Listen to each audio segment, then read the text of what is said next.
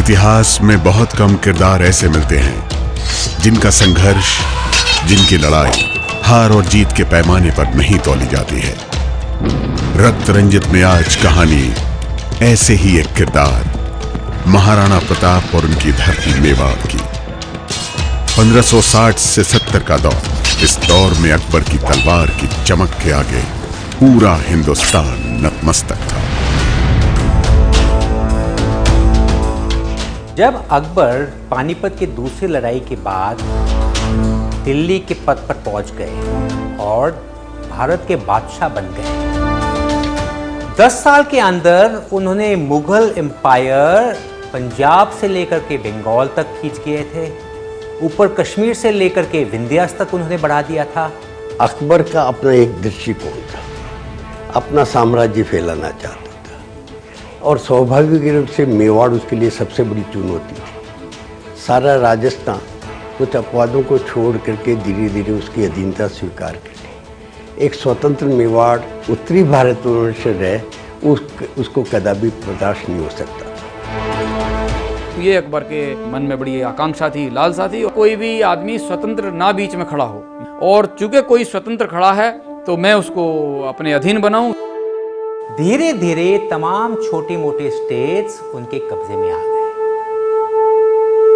राजस्थान में राजपूत को उन्होंने मना दिया था। अकबर अपना राज्य विस्तार कर रहा था, लेकिन उसकी नीति अलग थी। वो लड़ाइयों के साथ शासक वर्ग में राजपूतों को अपना दोस्त बनाना चाहता था। मित्रता का 3 रूप हमारे यहाँ मिलता है। एक ऐसे कि जिन्होंने बिना संघर्ष किए उसकी अधीनता स्वीकार की। अकबर उत्साही हो चुका था राजकुमारी आमिर राजकुमारी के साथ विवाह करने के।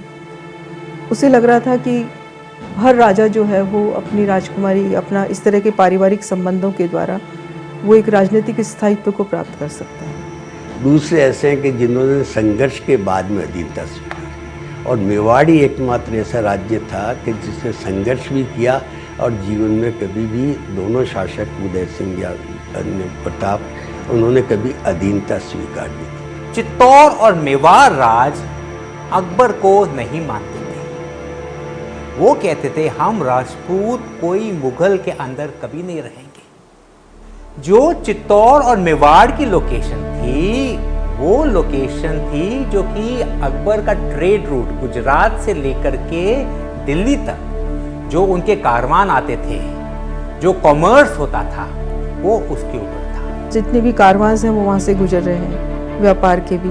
अगर उसे दक्षिण जीतना है और स्थायित्व रखना है, जीतना अलग बात है, दक्षिण को जीतकर वहाँ पे अपना स्थायी शासन जमाना है, तो उसे बीच के जो रास्ते हैं उनको अपनाना बहुत ज़रूरी है। उस दृष्टि से वो मेवाड़ भी लेना चाहता था। आखिर में अकबर ने सोचा कि मैं चित्तौड़ को जाकर के कब्जा कर लूंगा और मिलिटरली उनको खत्म कर लेता हूं। मेवाड़ की राजधानी चित्तौड़ हुआ करती थी। मेवाड़ वही राज्य था जिसके राजा राणा सांगा ने बाबर को सबसे कठिन चुनौती दी थी। साल 1567 में राणा सांगा के बेटे उदय सिंह चित्तौड़ के महाराणा थे। अकबर ने चित्तौड़ के किले पर हमला करने का फैसला किया।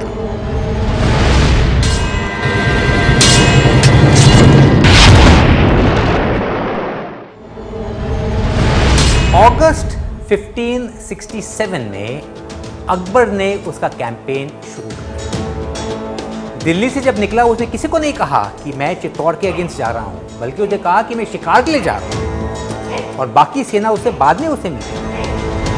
वो आगे पहुंच गए चित्तौड़। तकरीबन नवंबर में उन लोग चित्तौड़ को घेरा डाल दिया था।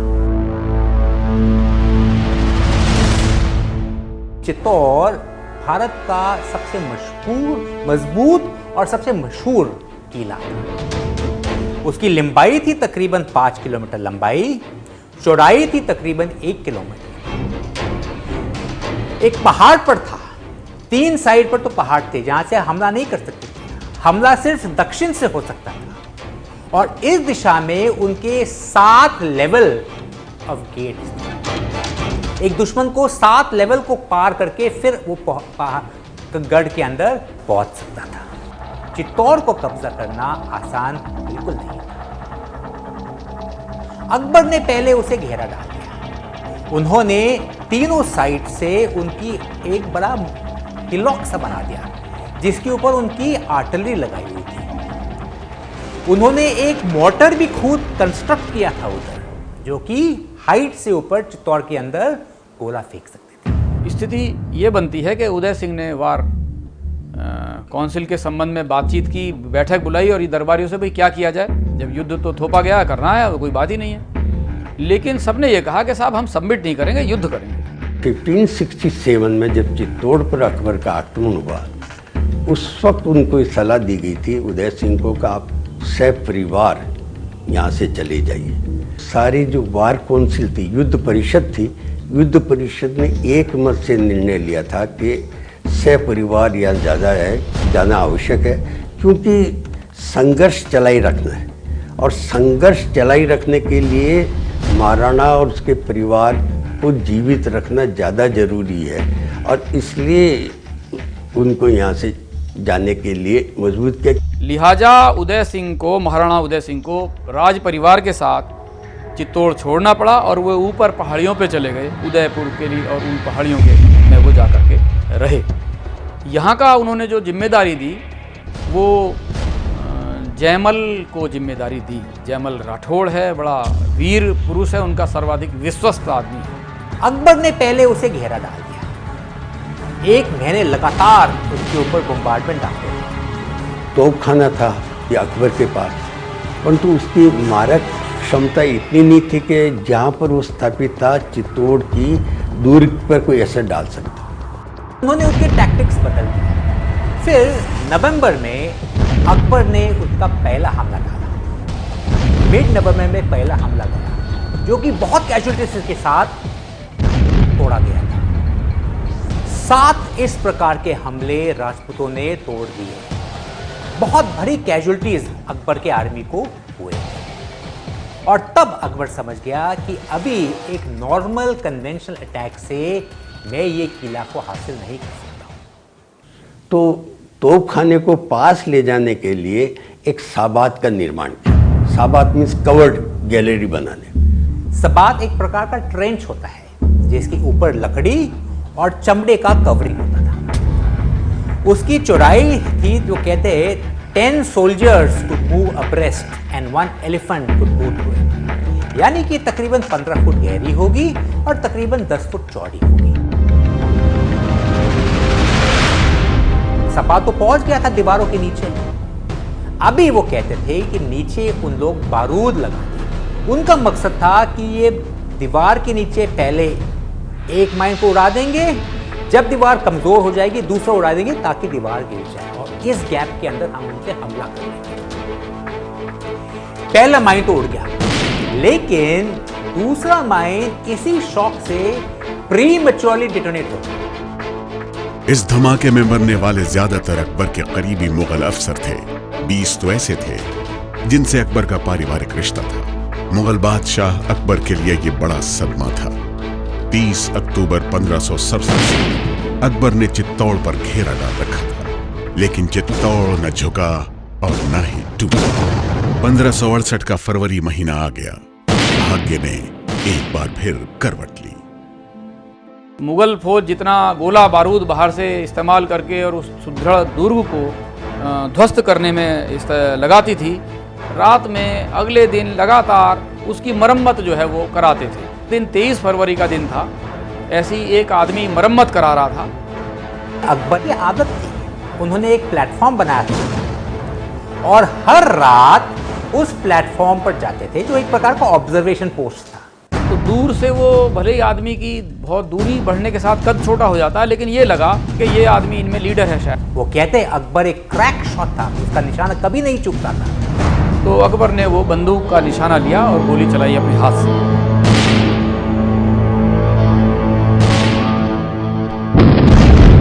और गोली अपने निशान पर पहुंच गई। वो आदमी गिर गया।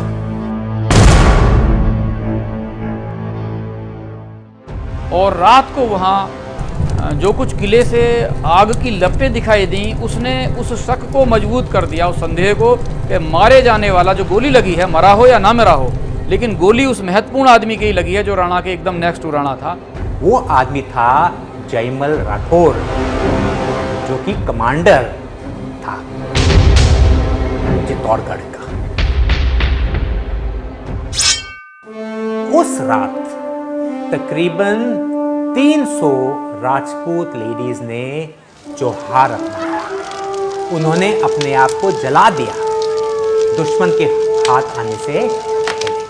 अगले दिन सुबह राजपूत सेना ने केसरिया बाना पहना के भी अब अंतिम युद्ध होना है।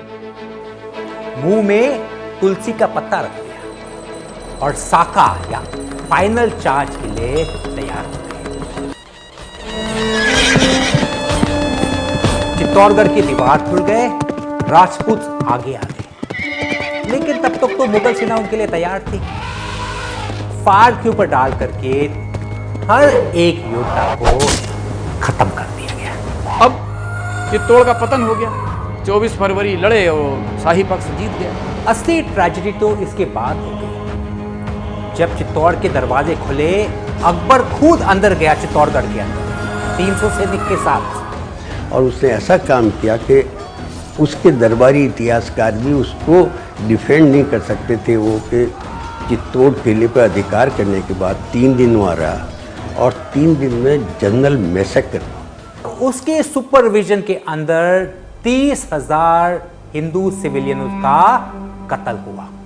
ये ऐसा कलंक है अकबर के मुंह पर कि उसने शांत, गैर सैनिक, निर्दोष नागरिक, जो चित्तौड़ का भरा पूरा शहर था, 30,000 लोग थे वो, उसने कत्ले आम करने की इजाजत दी। उसने सैनिकों से कहा कि कत्ल सबका नरसंहार करिए।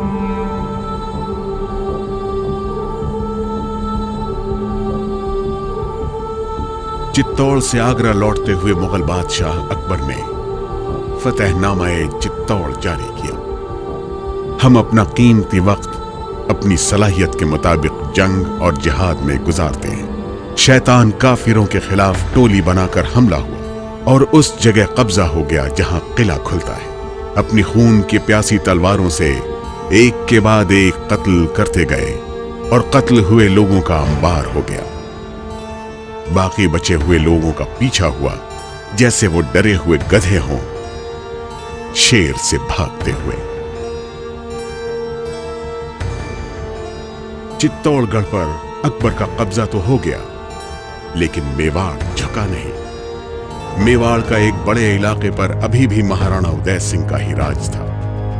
उदय सिंह की मृत्यु के बाद उनके बेटे प्रताप सिंह महाराणा बने, लेकिन इस बार अकबर ने अपनी रणनीति बदलकर मेवाड़ की तरफ दोस्ती का हाथ बढ़ाया। इस नीति के तहत अकबर ने अपने दूत मेवाड़ के राजा महाराणा प्रताप के पास भेजे। पहले अपने भरोसेमंद दरबारी जलाल खान को भेजा, लेकिन जलाल खान को मेवाड़ से खाली हाथ लौटना पड़ा। फिर अकबर ने तुरुप का पत्ता खेल दिया। अप्रैल 76 में कुंवर मानसिंह को भेजा कि आप जाओ राजपूत होने के नाते और महाराणा प्रताप से बात करें, ऐसा सहमति बने, हमारे हो जाए, अधीन का स्वीकार करें। अकबर ने 2 कारणों से भेजा। सफल हो तो उसका मकसद पूरा हो जाता है, असफल होगा तो राजपूतों में भी एक दूसरे के खिलाफ लड़ने के लिए तत्परता पैदा कर सकता हूँ। महाराणा प्रताप के पास ये पहुँचे और इनका रात का शाम का खाना रखा गया, भाई आपके फला जगह झील पर जो है वो भोजन होगा। लेकिन महाराणा ने कुंवर को ही भेजा, कुंवर अमर सिंह को। अब मानसिंह गुस्सा हुआ, काफ़ी नाराज हुआ और बाद में ये हुआ कि वो मीटिंग डिस्पर्स हो गई, वो इधर चल दिए। तो चलते समय बल्कि उन्हें ये भी कहा गया कि भाई अपने फूफा को भी ले आना साथ, आप तो आओगे, उन्हें भी ले आना, यानी अकबर को भी ले आना। शिष्टमंडल की असफलता के बाद में युद्ध अवश्यंभावी था। अप्रैल 1576 में अकबर जब वो अजमेर